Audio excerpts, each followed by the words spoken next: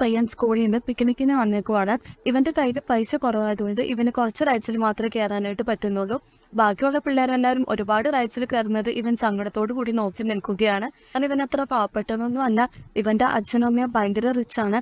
പക്ഷെ അവർ ഇവനെ അധികം ശ്രദ്ധിക്കാറില്ല. ഒരു ദിവസം ഇവൻ സൈക്കിൾ ഓടിച്ച് പോകുന്ന സമയത്ത് ഒരാൾ വന്ന് ഇവനെ ഇടിക്കുന്നു. ഇവന് കാര്യമായിട്ടൊന്നും പറ്റുന്നില്ലെങ്കിലും ഇവന്റെ സൈക്കിൾ വണ്ടി കയറി നശിക്കുന്നുണ്ട്. അങ്ങനെ ആൾക്കാരെല്ലാവരും കൂടിയത് കൊണ്ട് തന്നെ അയാൾ പെട്ടെന്ന് ഒരു ചെക്ക് എടുത്ത് അവന് കൊടുക്കുന്നു. അയാൾ ആ ചെക്കിൽ എമൗണ്ട് എഴുതാനായിട്ട് മറന്നിരുന്നു.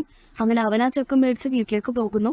പിന്നെ രാത്രി അവൻ ആ ചെക്ക് നോക്കുമ്പോഴാണ് ആ ചെക്കിന് എമൗണ്ട് എഴുതിയിട്ടില്ല എന്നൊരു കാര്യം അവൻ ശ്രദ്ധിക്കുന്നത്. അവൻ പെട്ടെന്ന് തന്നെ അവന്റെ കമ്പ്യൂട്ടർ ഓണാക്കി ചെക്ക് പ്രിന്ററിൽ ഇട്ടിട്ട് $1 million എന്ന ചെക്കിൽ പ്രിന്റ് ചെയ്യുന്നു.